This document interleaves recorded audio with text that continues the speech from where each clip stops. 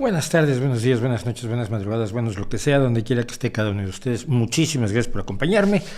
La suerte está echada, brothercitas y sistercitos, con este que es el streaming semanal del Rey va Desnudo, que ya casi no se me olvida decir que está a cargo de Mauricio José Schwartz, que por supuesto soy yo, Mauricio Schwartz Huerta, si prefieren ustedes. Mucha gente a la que no le gusta el José. Y pues lo que hacemos aquí es compartir información, demoler mitos, hacer preguntas que a la gente no preferiría que no se hicieran y luego dar ideas que la gente preferiría que no se dieran. Y con eso yo me divierto muchísimo y creo que ayudo o intento ayudar o espero poder ayudar a que quienes me hacen favor de compartir conmigo estas 2 horas, ya 2 horas y media casi todas las semanas, piensen. Y no que piensen como pienso yo, pero sí que piensen como yo hago que pienso, o sea, no que piensen lo mismo que yo, pero que piensen como yo intento hacerlo, como yo intento abordar las cosas, porque creo que pensar es lo mejor, excepto cuando estás haciendo arte o estás enamorándote, ¿no? Pero de ahí en fuera, en general, es mejor usar el pensamiento, y a veces también cuando haces arte y te enamoras, usas el pensamiento, aunque no sea lo fundamental, o no se note tanto que está allí. Así que pues, los provocamos a pensar, porque además pensar es gratis, como siempre decimos, y esperamos que todo el mundo lo haga. Les pido que me sigan, sobre todo aquí, que si están viendo estos streamings, pues bien podrían suscribirse, bien podrían darle me gusta a y a los demás vídeos que les gusten, no a todos, no estoy pidiendo que nadie haga nada que no sea honesto, que le den me gusta a los vídeos del canal. Uy, se me está deshaciendo esto, segundo, ya, y que se suscriban y que lo recomienden. Cuando se suscriben, ¿qué es lo que pasa? Lo voy a repetir ya, los que ya se lo saben, perdónenme.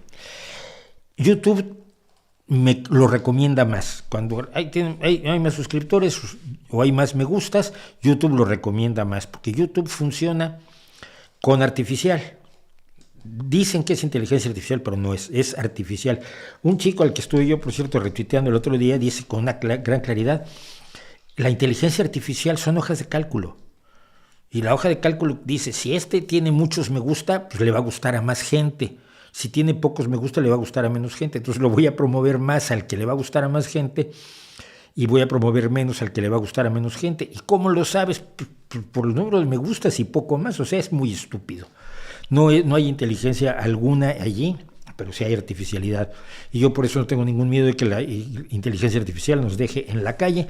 Desde hace 250 años se viene diciendo que los aparatos dejarán a los seres humanos sin trabajo. El hecho es que somos ahora 8,000 millones de seres humanos y hay trabajo razonablemente para la enorme mayoría, independientemente de los problemas que por supuesto existen, es cierto, de desempleo en algunas zonas en concreto, pero para la gran vasta mayoría de los seres humanos existe eso. Mucha gente me preguntaba hoy, por cierto, si iba yo a hacer streaming, porque es fiesta aquí en España. Esperen, quiero encontrar una cosa. Aquí en España es fiesta, y lo curioso es que se juntan 2 fiestas.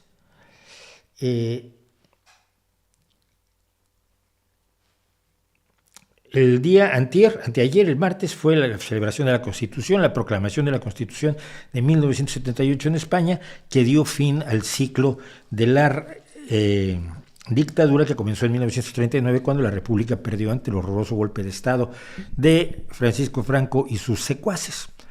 Francisco Franco nos hizo el favor, la única cosa buena que hizo en la vida, en 1975, de morirse.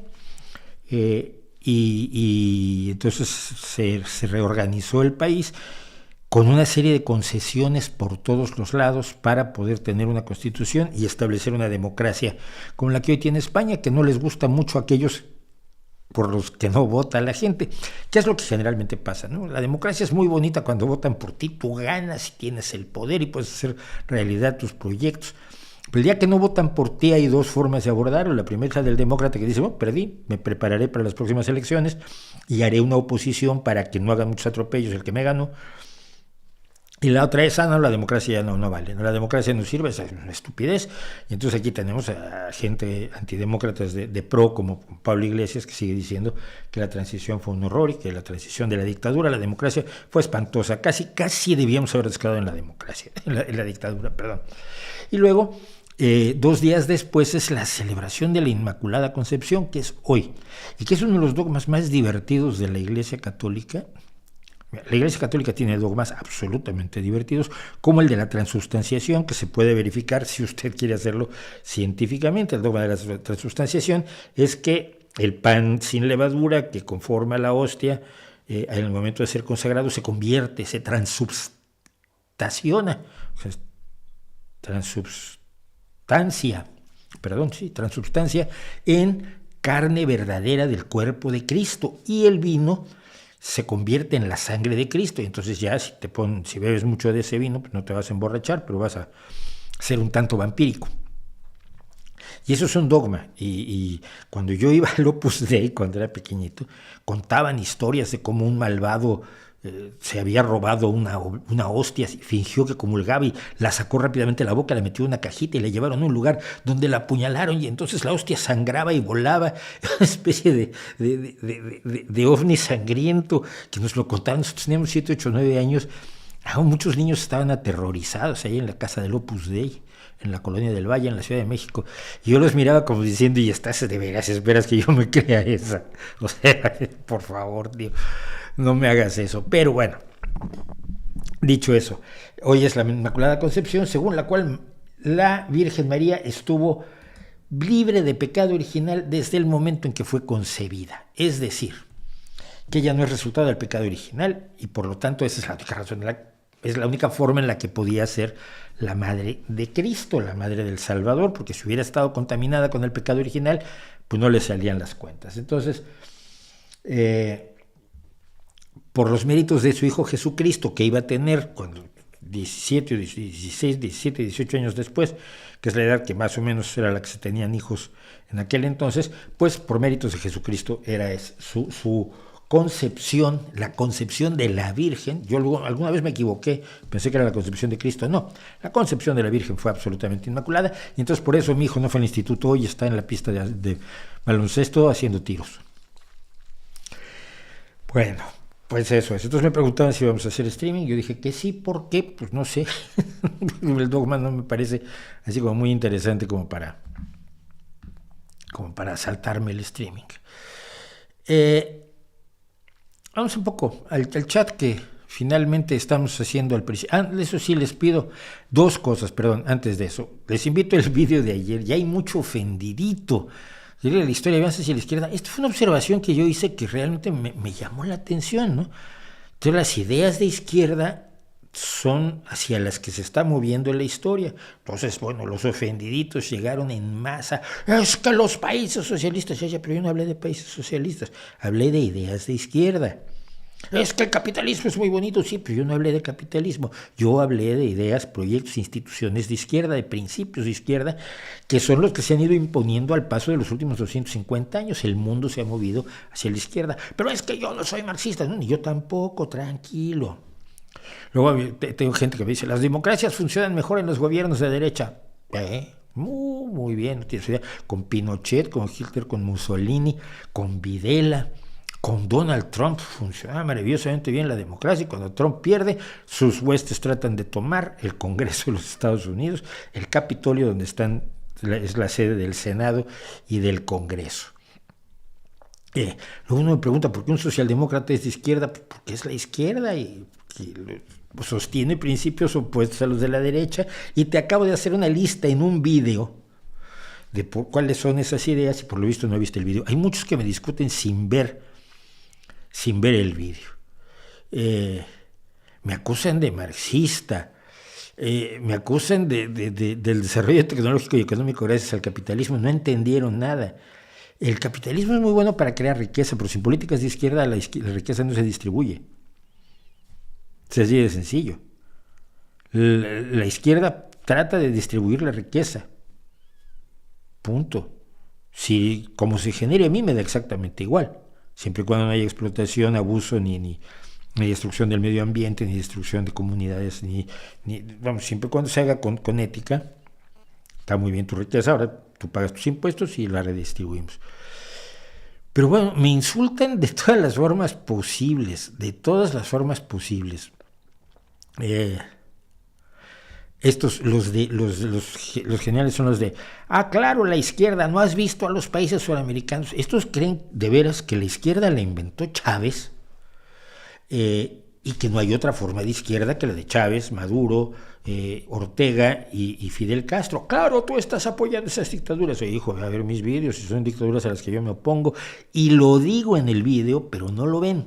Ven el título y comentan. Eso me llama muchísimo la atención, que con el título mucha gente hace comentarios. Y luego incluso les respondo yo y vuelven a comentar, y en ese momento me doy cuenta, pero si este no vio el video, está discutiendo por el título. O sea, yo voy a usar un título absolutamente que no tenga nada que ver con el video, a ver si caen estos tarados. Bueno, esa es la historia de esto, pues, y como siempre, pues lo tengo que hacer, lo siento, les pido su apoyo para si la cámara está un poco ya de este lado. Si ven el video de ayer precisamente, el autofoco con 4K está fallando como una escopeta de feria. Esto quiere decir que ya la cámara está dando de sí, entonces no estamos haciendo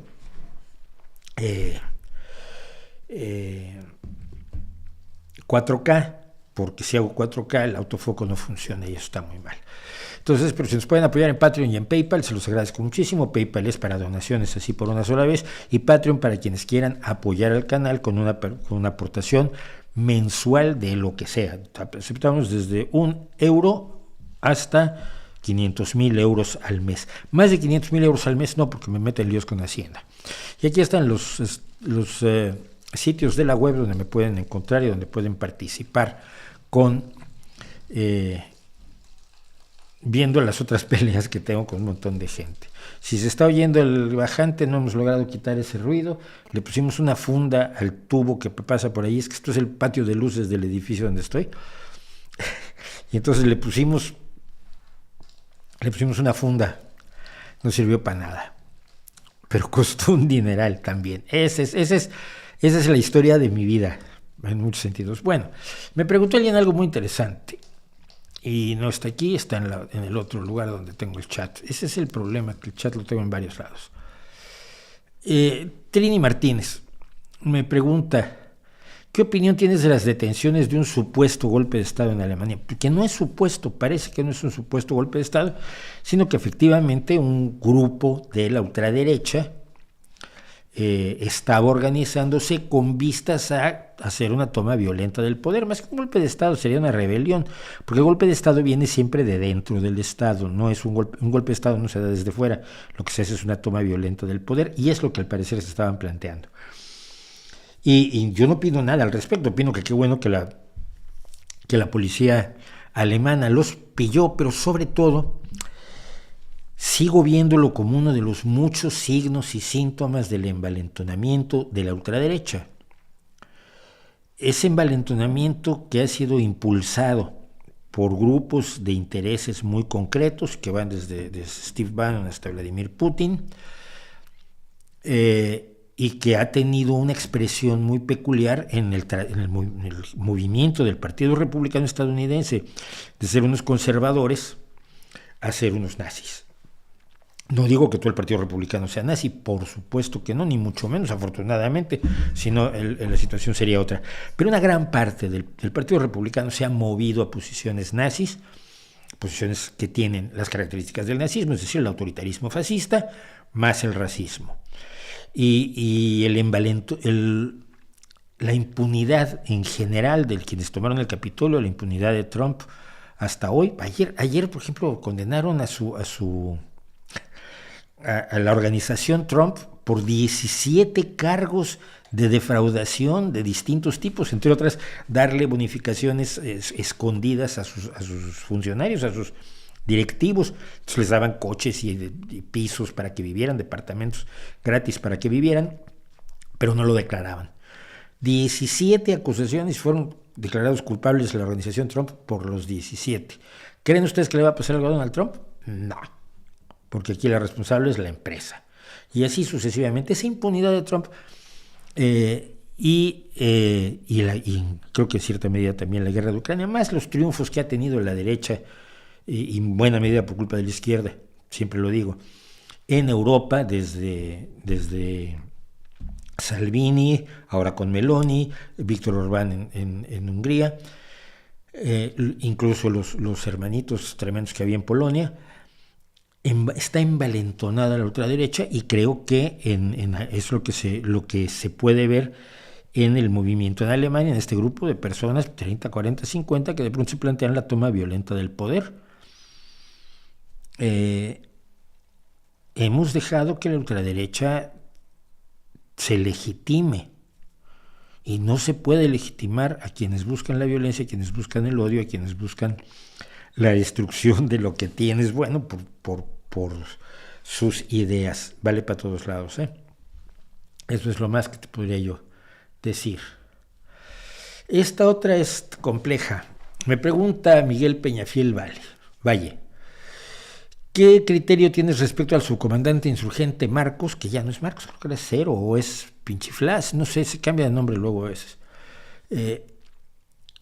y de las guerrillas latinoamericanas del siglo pasado? A ver, hay cosas que hay que entender, y yo creo que a muchas personas les resulta difícil entenderlas todas.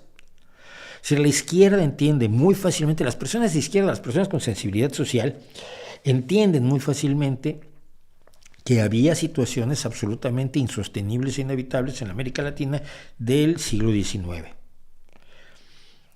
Por la explotación de los propios latinoamericanos, de las élites latinoamericanas, religiosas, políticas, económicas y militares, por un lado, y por otro lado, por la cercanía de estas con los Estados Unidos y los abusos que empresas, sobre todo de Estados Unidos, podían cometer. Por ejemplo, en Centroamérica, la United Fruit fue legendaria, porque la United Fruit se apoderó de grandes extensiones de tierra donde planteaba sobre todo los famosos plátanos, bananas, chiquita banana, y el poder económico que tenía al interior de los países le permitía disponer y ordenar. Y había una reacción lógica de la gente en contra de una situación así, de la opresión por parte de los propios y encima de la presencia de los Estados Unidos. Esto es innegable, pero la derecha lo niega. Entonces, ese descontento absolutamente legítimo es aprovechado por la Unión Soviética para traer la Guerra Fría a América Latina. Es decir, le facilita a los grupos que generalmente eran comunistas que se movilizaban en contra de esta situación, les facilita el acceso a entrenamiento, armas y materiales. Y entonces se llevan a cabo grandísimas batallas de la Guerra Fría en América Latina, fundamentalmente entre las guerrillas comunistas y los gobiernos autoritarios sostenidos por Estados Unidos en mayor o menor medida. Y esto lleva a atrocidades terribles por parte, sobre todo, de los gobiernos sostenidos, sobre todo de los gobiernos que además no solo atacaban a los comunistas, sino que todo demócrata, todo liberal, todo progresista era blanco del odio, de la sospecha de que estaban aliados a los comunistas y querían implantar a la Unión Soviética en América Latina, que es cierto por parte de la Unión Soviética, probablemente ni siquiera por parte de las guerrillas. Fue cierto en el caso de Cuba, clarísimamente, donde la Unión Soviética mantuvo a Cuba hasta 1990. Entonces, son guerrillas que tienen una razón lógica de ser, tienen una razón justificable, pero que en realidad se pelean en otra clave, se pelean en clave de la Guerra Fría. La guerrilla mexicana tradicional, es decir, la de Lucio Cabañas y Genaro Vázquez Rojas y el Güero Medrano, son guerrillas maoístas. Ahí no entraba la Unión Soviética, pero a la Unión Soviética le convenía tener relaciones con México y que Cuba tuviera relaciones con México y poder colar a sus espías a través de la frontera mexicana. Esto ya hemos hablado en varias ocasiones. Pero la guerrilla que viene después, la guerrilla de 1994, aunque tiene sus raíces en aquellas viejas guerrillas maoístas, el Frente Urbano Zapatista incluso y algunas otras, tiene características totalmente distintas. Primero que nada porque no se plantea el mismo panorama que se planteaban las guerrillas, primero que nada porque ocurre en 1994, cuando ya ha caído la Unión Soviética, cuando ya ha caído el bloque soviético, y cuando China se ha pasado al mundo del libre mercado, pero controlado por el Estado, pero somos capitalistas, pero no del todo, pero también somos tiranos, pero también somos lo más raro del mundo. Somos lo peor de dos mundos en muchos sentidos, ¿no? Entonces, lo que iba a ser el mundo, el paraíso de los trabajadores en China, es un lugar donde explotan horrorosamente los trabajadores y la gente defiende a China como si fuera de izquierda. No.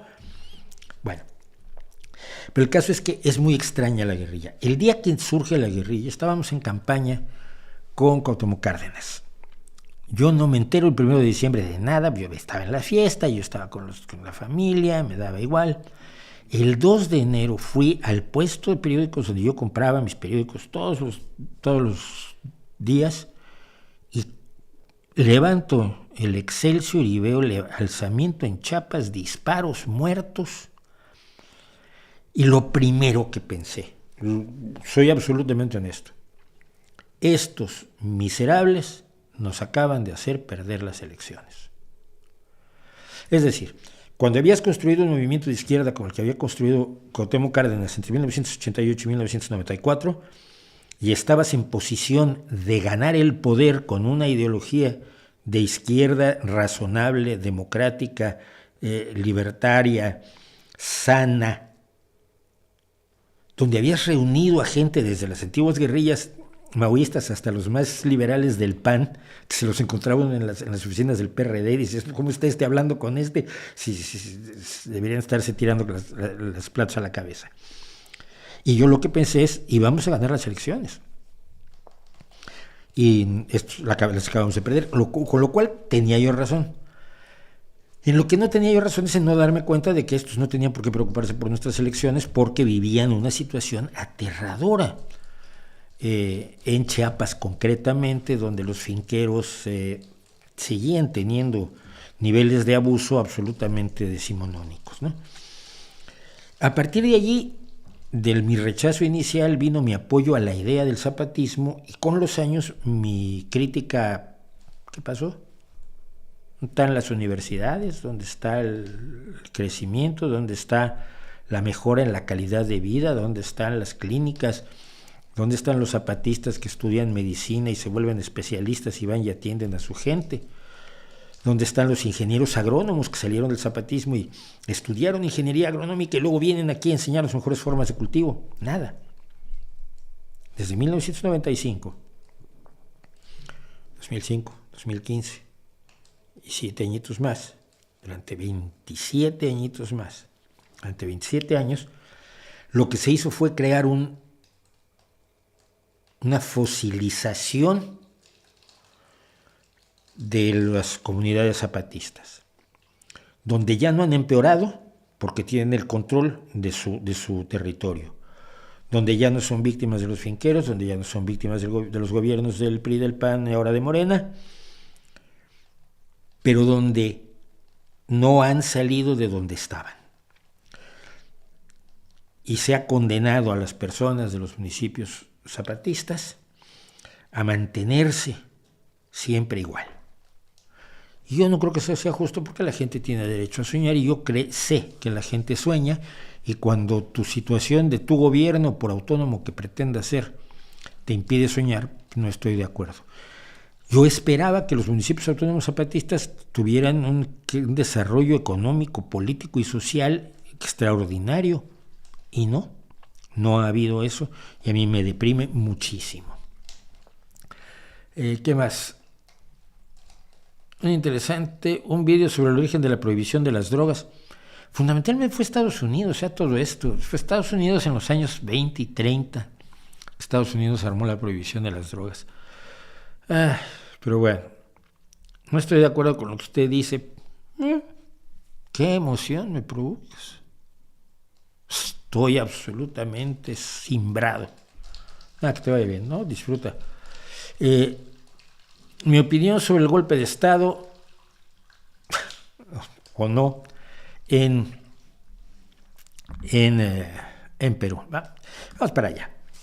Golpe y contragolpe en Perú. ¿Qué pasó ayer? Bueno, a ver, ¿qué pasó en los últimos meses? En los últimos meses ha pasado que ha habido una serie de acusaciones a Pedro Castillo por motivos de corrupción. No sé si están fundamentadas, no lo sé. Y lo más curioso es que en mi timeline de Twitter, donde me sigue muchísima gente, son 45,000 seguidores, tengo muchos seguidores de Perú que han dicho maldito Congreso controlado por la oligarquía y maldito Pedro Castillo que era corrupto. Si no hay consenso allí. Pero estaban las acusaciones de corrupción y esas acusaciones de corrupción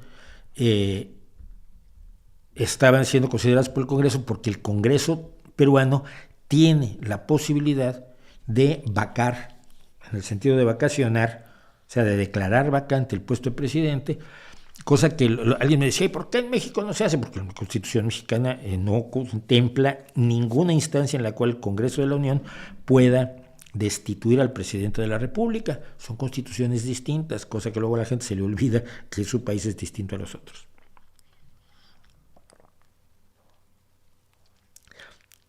Yo saqué unos informes del 12 de octubre, cuando la Fiscalía de Perú presenta la acusación ante el Congreso de corrupción, de contratos, de todo esto que hacen muchos gobiernos y que luego buscamos gobiernos que no lo hagan y a veces tenemos algunos que no lo hacen. Yo recuerdo el encargado de vialidad y de construcciones aquí en Gijón, aquí en la ciudad donde yo vivo, que cuando la derecha tomó el poder, con el apoyo de Podemos, le buscaron, pero con microscopio estuvieron viendo 8 años de gestión de este hombre para ver si había un chanchullo en contratos, para ver si había una comisión, para ver si había un concurso que hubiera estado mal hecho, y no, afortunadamente el gran Jesús Morales era absolutamente limpio, ¿no? El caso es que se presentó esta denuncia que cobijaba a los exministros de Transportes y Vivienda, Juan Silva Villegas y Geinar Alvarado López, y según la Fiscalía se descubrió la obtención de beneficios económicos por nombramientos en puestos clave, cobro de porcentajes de las licitaciones ilícitamente obtenidas, licitaciones ilícitas, háganme usted el favor, y el uso ilícito de las facultades presidenciales. Y entonces Castillo dijo, como dicen los verdaderos héroes, que estaba dispuesto a entregar la vida y a que su sangre corriera por la calle en beneficio del pueblo.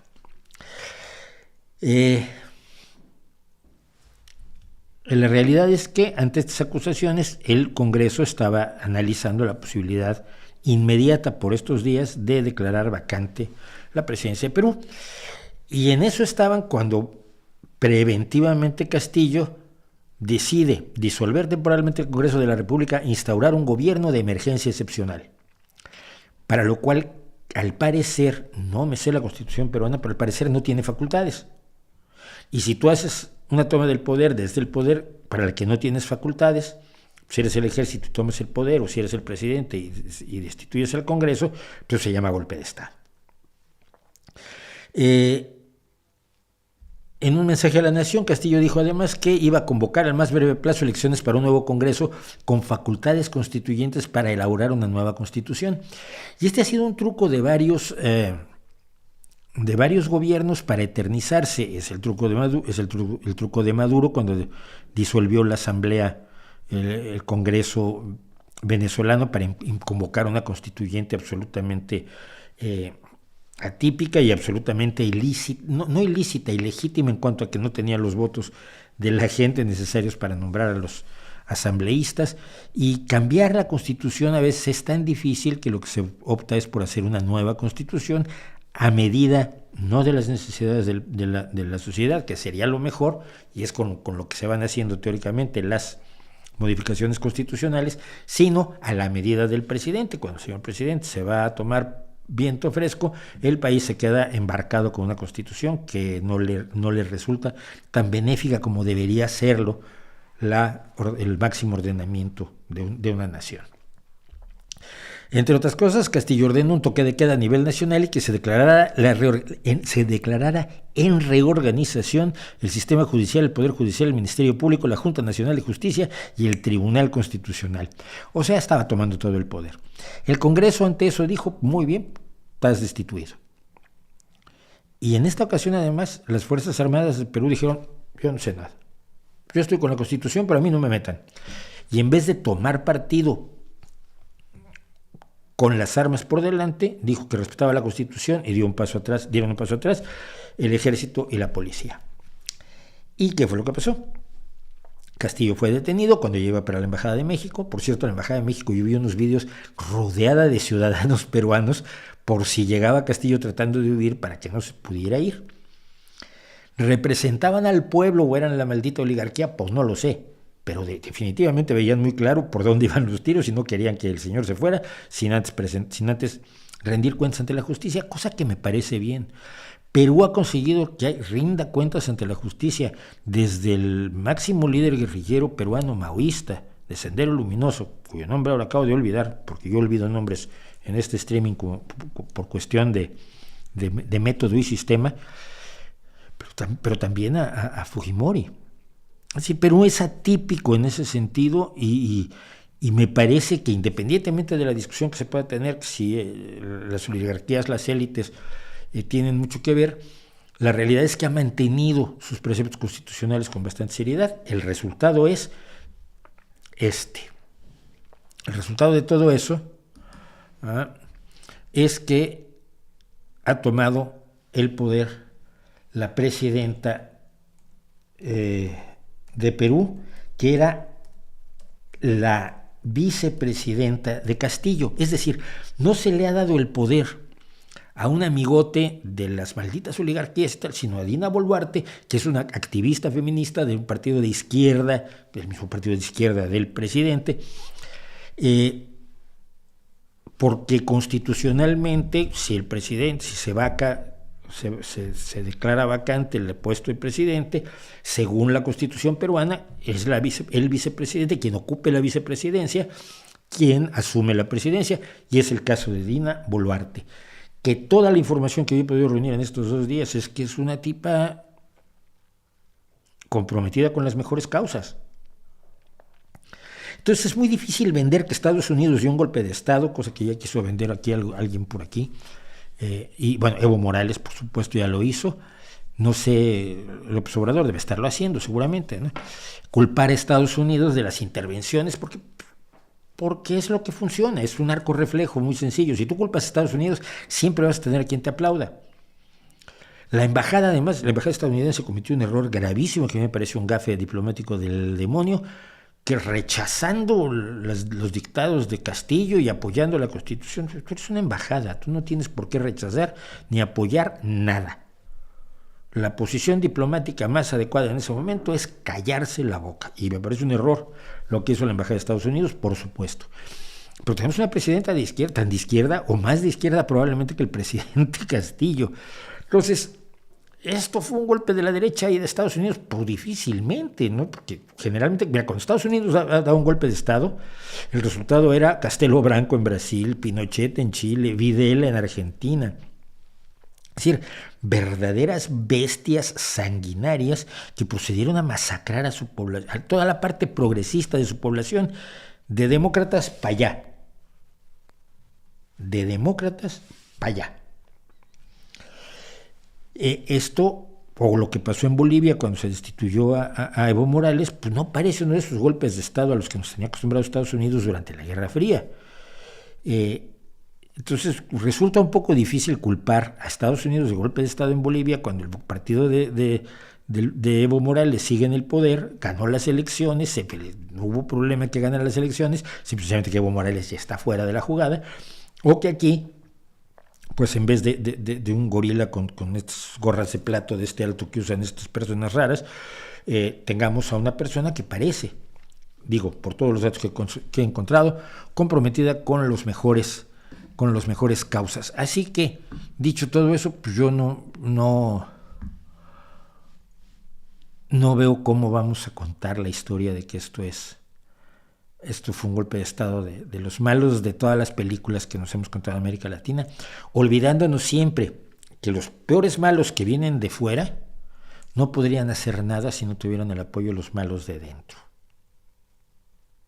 Porque Pinochet no nació en Wapakoneta, Ohio, y Jorge Rafael Videla no nació en Wichita Falls. Todos los dictadores asquerosos que ha tenido América Latina impuestos por Estados Unidos han sido locales. Y luego siempre se nos olvida echarles la responsabilidad a ellos por lo fácil que resulta decir, es que los apoyaron Estados Unidos. Ya, pues si Estados Unidos no tuviera en tu país a quien los apoyara, serían distintas las cosas, ¿ves? Entonces, bueno, hay que ir obviamente en contra de las intervenciones de cualquiera, pero también en contra de los intervenidos jubilosos. Ay, ya empecé a caer, ya empecé a quedar mal. Es que es culpa de ustedes, de verdad. Es culpa de ustedes.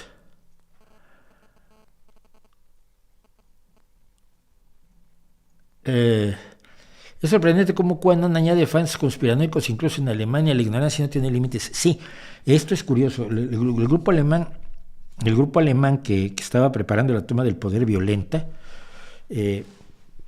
estaba inspirado por la creencia, entre otras cosas, en las creencias de QAnon, que es una conspiración netamente estadounidense que ocurría en Estados Unidos, en una pizzería, el Pizzagate.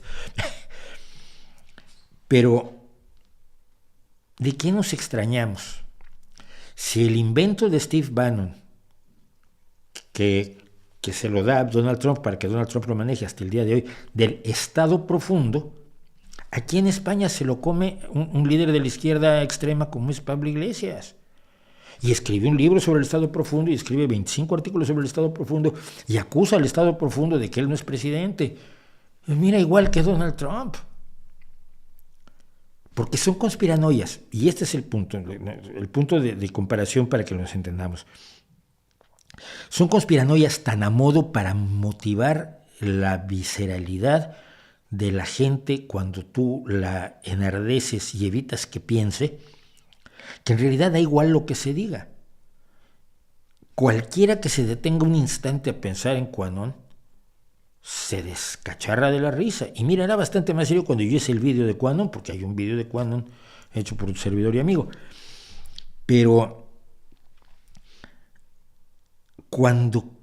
esto es como la religión, como la filosofía, cuando quieres creer en algo, pues las razones dan igual. ¿Tú quieres creer que los demócratas son malvados? Lo que te digan de los demócratas estás dispuesto a creértelo. Me refiero a las personas que creen en la democracia, no al Partido Demócrata. En Alemania no hay Partido Demócrata, pero hay socialdemócratas y hay demócratas cristianos y todos son bastante demócratas. Angela Merkel era de la democracia cristiana y el actual primer ministro o canciller Scholz pues es socialdemócrata, es un socialista de estos malvados. Pero cuando tú quieres creer que alguien es malo, cualquier acusación te la vas a creer. Y mira, pasa con López Obrador, López Obrador acusa de todo lo que quiere a todo el mundo y a sus huestes les parece maravilloso y se lo creen todo. Pero la derecha mexicana acusa a López Obrador de una serie de cosas que a mí me dejan alucinado, ¿no?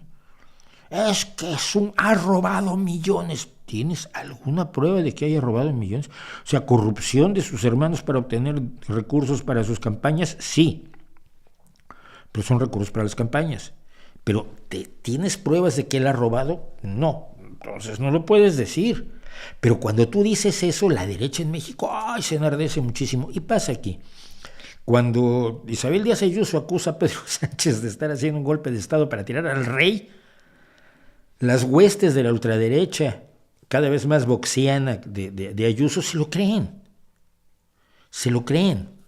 Y cuando la ultraizquierda populista cuenta milongas gordísimas, se la creen. ¿Por qué? Porque la creencia está antes que las afirmaciones.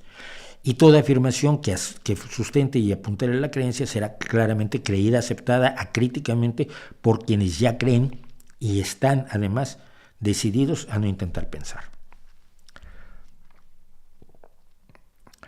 Tengo un amigo que es profesor y les inculca a sus alumnos que no hubo nunca un viaje a la luna. Es que tiene razón, no hubo un viaje a la luna.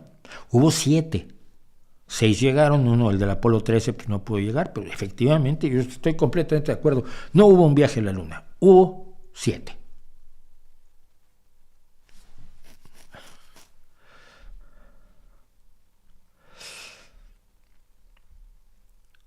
¿Le parece bien que Leguina haya sido expulsado del PSOE por su descarado apoyo a Isabel Ayuso? No. No, yo creo que Leguina debió haber sido expulsado del PSOE muchísimo tiempo atrás por la sarta de barbaridades que ha expelido por esa boquita por lo menos los últimos 15 años o 10. Que yo lo he oído aquí, en persona. ¿Qué hacen el PSOE, no? Es como, pásate al partido que esté más acorde a tu visión y a tu rechazo además al socialismo. Entonces yo creo que Leguina debió haber sido echado del PSOE hace muchísimo tiempo. Creo que, así como creo que el Partido Revolucionario Institucional debió haber sido echado de la Internacional Socialista hace muchísimo tiempo, y creo que se le ha tenido una paciencia enorme a Leguina por su herencia como el último socialista que gobernó Madrid. Después ya el PP gobernó a través del fraude, comprando las conciencias de dos legisladores socialistas. Entonces se le tuvo una consideración innecesaria, brutal, excesiva y ofensiva a Leguina, y qué bueno que ya no se le tiene. Yo lo aplaudo. ¿Está Trump por encima de la ley? Sí. En este momento sí, hasta ahora se ha demostrado que sí. ¿Por qué? Porque hay un fenómeno de carácter político que hay que tener en consideración. Si tú detienes, salvo que sea con acusaciones tan claras, tan demostradas, tan sólidas, que sean indiscutibles, y eso es difícil dada la composición del Partido Republicano actual, donde hay gente como Marjorie Taylor Greene que cree que los incendios forestales en California son provocados por láseres espaciales de los judíos. O sea, para estupideces nazis tienes por allí para empezar. Encerrar a Donald Trump en la cárcel, detenerlo en este momento, arrestarlo, corre el riesgo de un levantamiento armado por parte de los sectores más irracionales de la ultraderecha republicana estadounidense, de los Proud Boys y de los South Keepers y de toda esta chusma ultraderechista que fue cobijada, que fue llamada magníficas personas por Donald Trump, que estuvo en la toma del Capitolio y que ha mantenido la gran mentira desde noviembre de 2020 de que Donald Trump había ganado las elecciones, ¿no? Que había ganado la elección. Todavía ayer, hace 3 o 4 días, Donald Trump declara en sus redes sociales, que tiene propia, hizo su pequeña red social de juguete, se llama Truth Social, que debería suspenderse la Constitución para que se declarara que él ganó las elecciones de 2020. Suspender la Constitución. A nivel de Castillo, a nivel de Pedro Castillo, pero desde la candidatura que ya tiene para precandidatura para 2024. Entonces, creo que las fuerzas del orden y el Departamento de Justicia de Estados Unidos tienen un problema allí, gordo. Si tienen un caso contra Trump, tienen que sustentarlo de tal manera que se pudiera desactivar un alzamiento en forma. Que no va a tomar el poder en Estados Unidos, no lo creo, pero que puede ser terriblemente dañino y sanguinario. ¿Y para qué, no? ¿Para qué? Pero sí, es lamentable, es absolutamente lamentable. Saludos a Paula Chávez Rimas, que está saludándonos desde el Perú. Deseamos que todo salga bien en Perú, queremos mucho a los peruanos. Yo tengo una amiga extraordinaria, pensadora, crítica, atea y militante de las mejores causas también, que espero y viejos amigos, hay un dibujante que me convirtió a mí en perico de pirata. Sí, un perico de pirata con mi cara. Y luego ahora hay unos triates científicos locos, pero eran tres que hablaban como los sobrinos del Pato Donald. Es malvado el dibujante peruano aquel. Gracias, Enrique Abasolo, por el superchat. Felicidades por el vídeo de ayer. Toda una cátedra. Por segundo año consecutivo, tu streaming cae en el aniversario de Lennon. ¿Nos das otra reflexión? Ay, yo no me acordaba, pero sí es cierto. Es 8 de diciembre.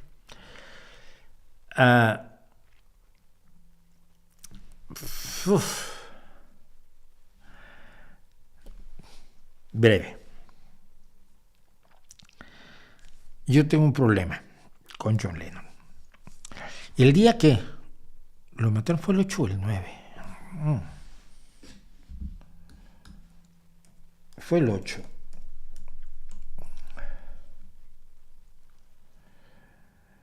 El 8 de diciembre de 1980. El 8 de diciembre de 1980 yo tenía 25 añitos.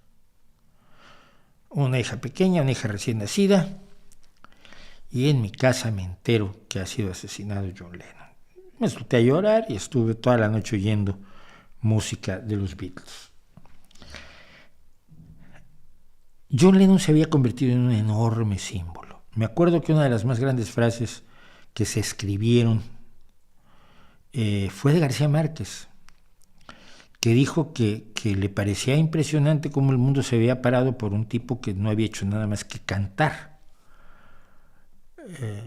No tenía una relevancia política, ni militar, ni religiosa, ni económica, sino que solamente había hecho música. Gran música, por cierto.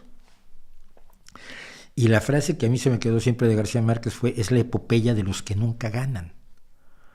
Y de algún modo sí, la oleada mundial de dolor por el asesinato de John Lennon fue la epopeya de los que nunca ganan. Yo recuerdo años después, hicimos en la revista de revistas, que hacíamos cosas temáticas, un número especial sobre magnicidios, y yo fui con mi jefe Enrique Lubet y le dije: vale, yo voy a escribir el asesinato de John Lennon. Eso no es un magnicidio es cuando matas a un presidente. Digo: a ver, aquí tienes tres presidentes que han sido mucho menos importantes que John Lennon, cuya muerte ha concitado menos lágrimas a nivel mundial que la muerte de John Lennon. No puedes decir que no fue un magnicidio. Estuvimos 2 días discutiendo. ¿Y qué creen que pasó? Al final publiqué mi artículo de John Lennon en el número especial de magnicidios de Revista de Revistas. Pero con los años hemos conocido a John Lennon, cuya genialidad musical no está en duda. Él escribe la mayoría de las canciones de Hard Day's Night, por ejemplo. Él escribe algunas de las cosas más maravillosas de los Beatles. Coescribe, porque al principio coescriben efectivamente Paul McCartney y John Lennon. Ya después, hacia Revolver o desde Robert Soul, empiezan a cada quien escribir por su cuenta, y luego se apoyaban un poquito o se ayudaban con un verso, pero las canciones eran de uno de los dos, y se sabe ahora cuáles eran de más de uno que del otro. Pero el John Lennon que hemos descubierto no es tan agradable, desafortunadamente, ¿no? Tipo que les pegaba a sus mujeres, un tipo que dejó prácticamente en la miseria a su primer hijo y a su primera esposa.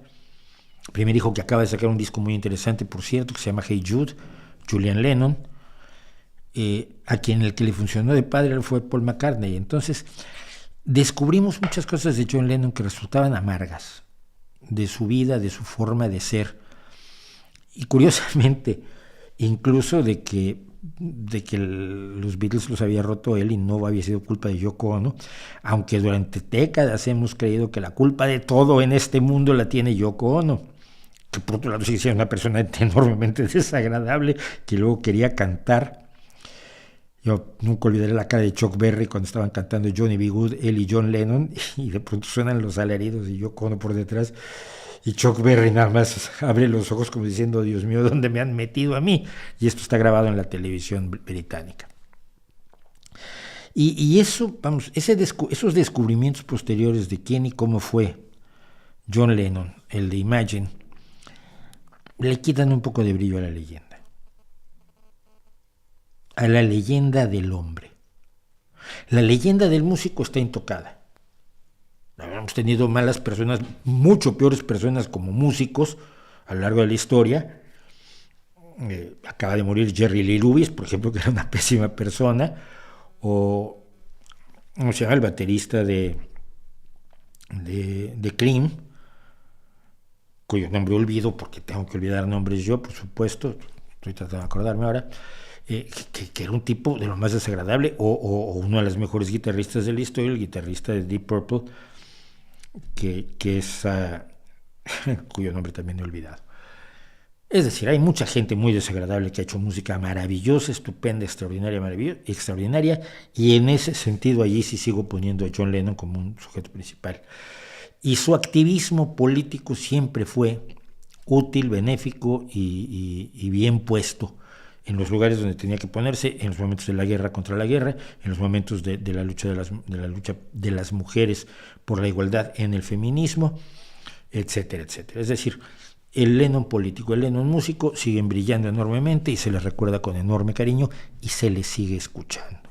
Y cuando uno ve Get Back, el documental que acaba de reeditarse, o que acaba de hacerse por primera vez, que lo hizo Peter Jackson sobre la masacre que se había hecho anteriormente con Let It Be, ve uno además que los Beatles siempre fueron un equipo hasta esos últimos momentos, ¿no? Y que cuando escribían canciones juntos no había nada como eso. Yo siempre he sentido, sin embargo, que John Lennon es más un escritor de canciones y Paul McCartney un compositor. Un compositor lo es para toda la vida, ¿no? Como John Williams, o Beethoven, o Mozart, o Bach. El compositor compone pues, su trabajo toda la vida. Un escritor de canciones escribe canciones a veces y a veces no. Es la diferencia entre songwriter y composer, ¿no? Y siento mucho más que Paul McCartney, que es un genio indiscutible, es más un composer, un compositor. Y John Lennon fue un grandioso escritor de canciones. Y lo que hay que recordar son las canciones. Pónganse ustedes Rubber Soul, pónganse ustedes Revolver, pónganse ustedes Sgt. Pepper's Lonely Hearts Club Band, Let It Be, Get Back, o el álbum blanco, y disfruten.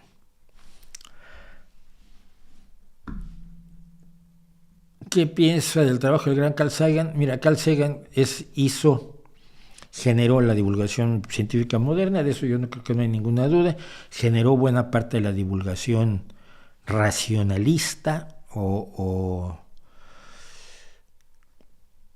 del pensamiento crítico respecto de lo paranormal, de lo irracional, de la religión, de las estupideces en las que la gente cree, y su labor es impagable, ¿no? Absolutamente impagable. El último homenaje que le hice fue a los 25 años de que salió El mundo habitado por demonios, o El mundo y sus demonios, perdón, que en inglés se llama distinto, World Haunted by Demons.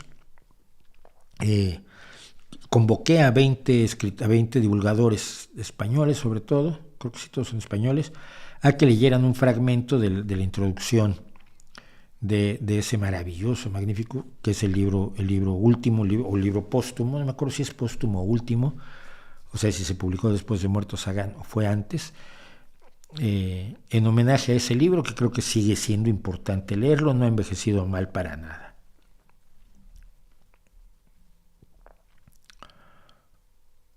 Sistercito Mauricio, ¿les gustó lo de Brodercitas y Sistercitos, verdad?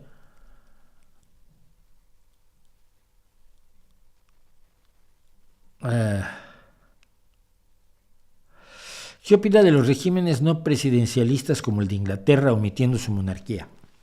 Ahí hay un debate muy interesante, mira. Hablando precisamente de lo de Castillo ayer con alguien en Twitter,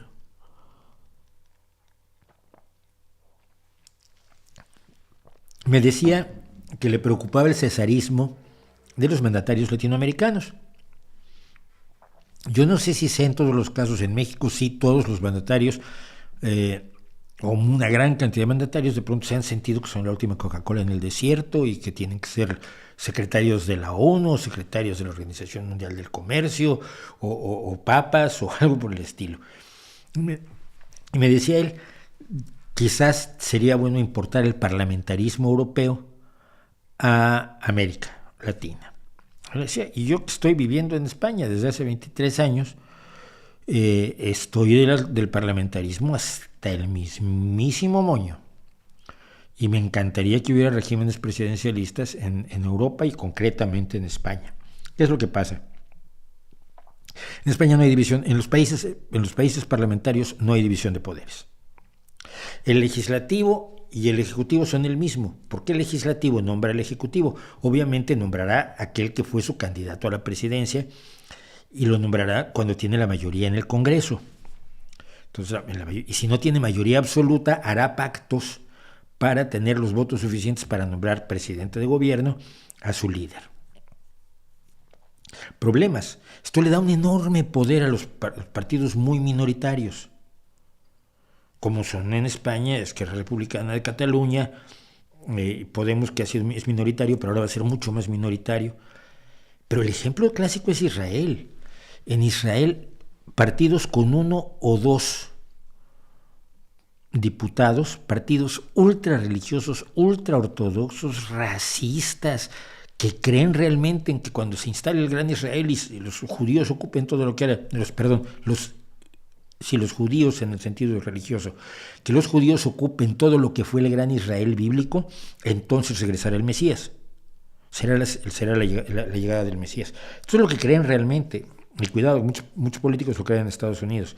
Y con 1 o 2 diputados que le garanticen la mayoría absoluta al primer ministro, esos 2 diputados pueden hacer muchísimas cosas y poner reglas tremendas y influir de manera excesiva, proporcionalmente con la cantidad de votos que tienen, influir de manera tremenda, determinante en las decisiones que toma el gobierno. Yo siempre le he tenido mucho miedo al parlamentarismo. Cuando aparece los mini partidos, primero PID de Rosa Díez, luego Podemos de Pablo Iglesias, yo fui de los que advirtieron la pulverización del voto y la pulverización de la representación en el Parlamento le van a dar una fuerza inaudita a grupos con muy pocos representantes políticos, con muy pocos diputados. Si el Congreso y el Legislativo son lo mismo, si el Congreso y el Ejecutivo son lo mismo, no hay equilibrio de poderes, no hay contrapesos. No es como ocurre en México, donde un Congreso, por ejemplo, ahora en este momento un Congreso que no domina el partido del presidente, puede evitar que el presidente se lance a todo tipo de atropellos.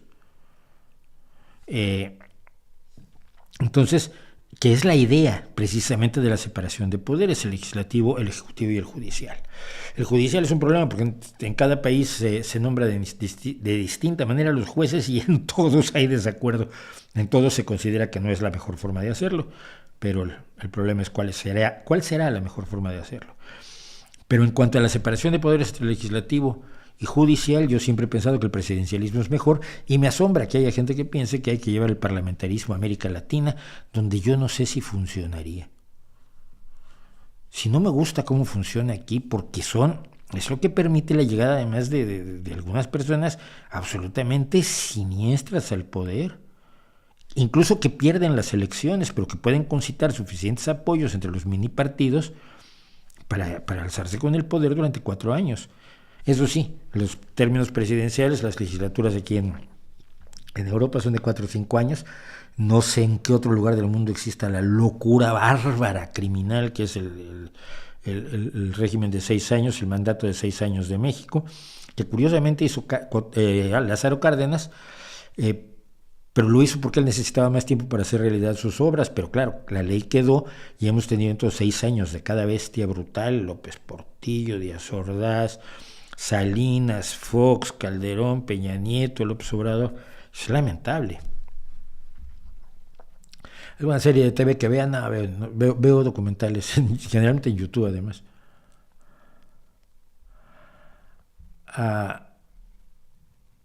En Colombia es día festivo, me dicen. En Panamá es el Día de la Madre. Igual es por la Inmaculada Concepción, ¿eh? La gente hace cosas muy raras. Serie de TV reciente que comentes, te digo, no estoy viendo series de televisión, soy raro.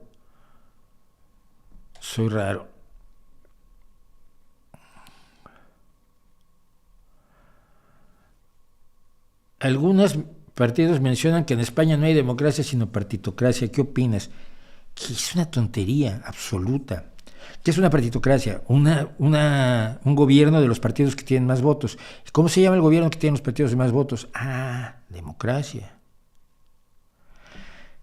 Problema ha sido que muchos han sentido que el bipartidismo esencial que había en España hasta hace no mucho tiempo era antidemocrático, porque la gente solo podía elegir entre dos partidos. Entonces había que tener otros partidos. Sí, pero cada vez que alguien abría un partido fracasaban, o tenía mucho éxito en la primera vez que se presentaba a las elecciones, y luego empezaba a caer. Ejemplos: Rosa Díez con Unión de Progreso y Democracia tuvo un buen inicio y luego se desapareció para todo efecto práctico. Ciudadanos, un partido de centro que era así, el ejemplo es estadounidense de lo socialmente progresista pero fiscalmente conservador, que acabó escorándose a la derecha brutalmente. Era el aliado natural del Partido Socialista para efectos de gobierno, y al final decidió que no quería pactar con todos menos con el Partido Socialista. Bueno, y ahora está al borde de la desaparición. Podemos está al borde de la desaparición también, o de la irrelevancia. Y entonces, ¿qué es lo que pasa? Que ya tuvo la gente oportunidad, y Vox que tuvo un inicio fuerte, que ahora también se espera que reduzca mucho su presencia parlamentaria. Las elecciones son el 24, no, son el año próximo, en España. Entonces, ¿qué es lo que pasa? Que la gente tiende a votar nuevamente a los grandes partidos que representan a una España que no es extremista. Y entonces se enojan. Pero pues que si ya presentamos otros partidos, ¿por qué no votan por nosotros? Porque no quieren, porque así es la democracia. Fíjate qué cosa tan terrible. Y entonces llamarle partitocracia es una forma de denigrar la democracia y de denigrar a los votantes. Porque finalmente, al final lo que te dicen a derecha, izquierda, extremas, es: la gente es tonta. ¿Por qué vota por ellos pudiendo votar por mí? Y hay casos, lo he contado, pero lo vuelvo a contar, cuando Podemos decidió que iba a poder superar en votos al Partido Socialista, el famoso sorpaso. Yo era representante de mi partido en la casilla, en el colegio electoral, la casilla le llamamos en México. Teníamos 4 mesas electorales y en las 4, cada una se contaron los votos. Los propios representantes de los partidos, más los 3 representantes ciudadanos elegidos al azar, como presidente, vicepresidente y secretario de la sección electoral, de la urna, todos contamos los votos. Y a los de Podemos les parecía raro, porque eran jovencitos, ¿no? Tú cuentas los míos y yo cuento los tuyos, para que no haya problema de que yo cuento los del Partido Socialista y le meto 25 más porque soy simpático. No. Entonces, tú cuentas los del Partido Socialista y luego los cuenta el del Partido Popular, y entonces ya, si los dos están de acuerdo, ya podemos anotarlo. Y así repartíamos las papeletas para contarlas. Al terminar, resulta que el Partido Socialista había superado por muchísimo a Podemos en todas las urnas, y por lo que les decían por el teléfono móvil, pues esto había pasado en toda España. Y casi se sueltan a llorar, pero sí íbamos a ganar. Sí, pues la democracia no funciona ni íbamos a ganar, la democracia funciona y perdiste, y punto. Y yo creo que ese es un problema de no apreciar a los votantes y por qué actúan como actúan, y siempre decir que si el bueno era yo, ¿por qué votan en contra mía, no? Yo realmente creo, mira, yo conozco aquí en Gijón a varios antiguos militantes comunistas que están en el Partido Socialista. Les gustarían cosas más radicales, pues saben que no son viables, entonces están en el Partido Socialista. Yo siento que muchas personas enormemente radicales lograrían mucho más en el Partido Socialista. ¿Cambiar el mundo por completo? No. Refundar la realidad y reinventar el planeta, regresar 3.800 millones de años y volverlo a hacer, pues no. Digo, la vida, perdón. Pero podrían hacer mucho más. Pero en la medida en que se pulveriza el voto, lo que consigues es darle vida a la derecha. Y esto se ha demostrado. repartir el voto de la izquierda en un sistema parlamentario lo que hace es que tengas menos representantes en general y por lo tanto le das oxígeno a la derecha, y eso sí que es grave. Vamos a hacer un breve corte que ya debíamos haber hecho hace 10 minutos, pero claro, yo hablo demasiado. Y luego, como ustedes están aquí porque yo hablo, pues así estamos. Hay 300 personas, 300 gracias, 301 gracias por estar con nosotros. Y regresamos en un par de minutos. Hagan lo que tienen que hacer, las palomitas, háganse un café, denle un beso a la pareja, pasen al baño y nos vemos 2 minutos.